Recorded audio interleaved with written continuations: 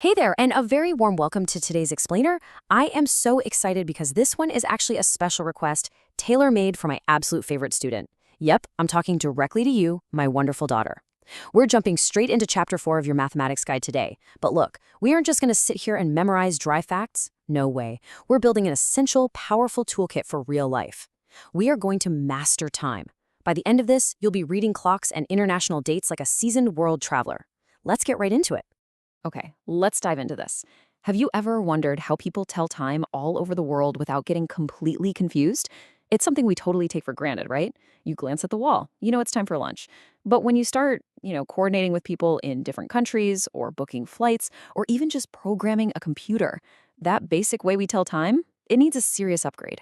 We need a system that prevents anyone, anywhere, from getting mixed up. But to get to that upgrade, we first need to quickly revisit the foundation we already know. Section 1. The 12-hour clock. All right, step 1 of our time toolkit. This is the classic clock you see on the wall in your classroom or hanging up at home. You've got the numbers 1 through 12 marked evenly right around that outer edge. We use this every single day. But since there are 24 hours in a full day, this clock actually has to pull a double shift. It counts up to 12 for the morning, which, fun fact, is technically called antemeridium or AM, and then it completely resets. It counts up to 12 all over again for the afternoon and evening, which we call postmeridium or PM. And this brilliantly illustrates how we actually use it in real life. If the short hour hand is pointing straight at the 9 and the long minute hand is straight up at the 12, well, that's exactly 9 o'clock. Or if that hour hand is pointing straight down at the 6, you've got 6 o'clock. It's simple, it's elegant, and honestly, it works perfectly for everyday stuff. But what if you just forget to say AM or PM? What if an important meeting at 9 o'clock in the morning accidentally gets confused with 9 o'clock at night? That's exactly where our big upgrade comes in. Moving right along to Section 2, upgrading to 24 hours.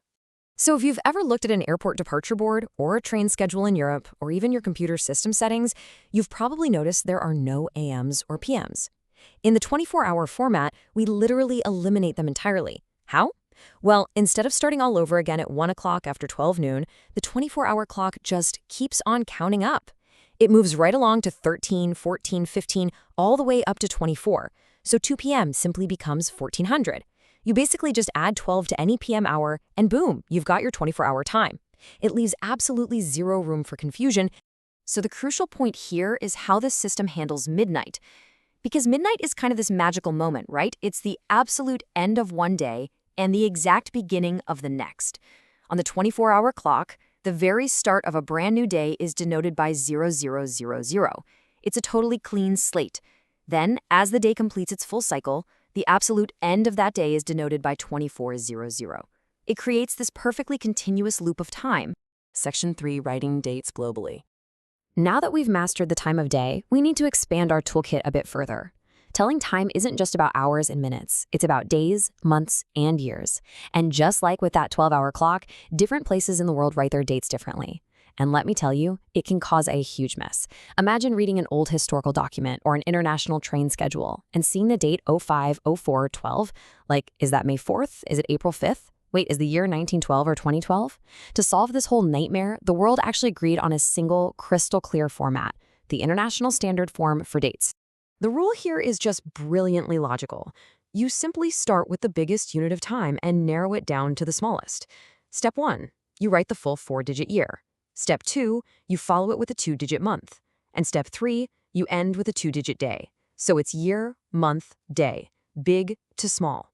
It's incredibly easy to sort on a computer, and it leaves absolutely no question about what exact day you're talking about. Let's move along and see how this builds using a real example straight from Chapter 4. If we want to write the 8th of April, 2015, we just follow our steps. Start with the 4-digit year, 2015.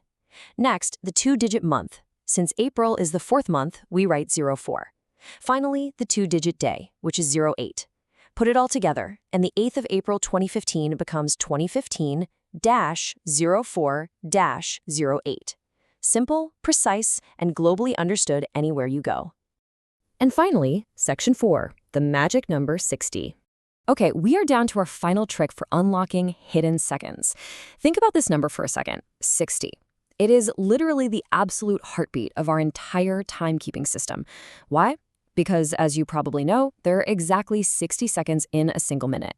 But knowing this one simple fact gives you the secret key to converting literally any amount of minutes into seconds completely effortlessly. Now, what's really interesting about this is how it turns time into just basic arithmetic. If 1 minute equals 60 seconds, then 2 minutes is simply 2 times 60, giving us 120 seconds. 3 minutes is 3 times 60, which is 180 seconds. The golden rule here is that to represent any time given in minutes in terms of seconds, all you have to do is multiply the number of minutes by 60.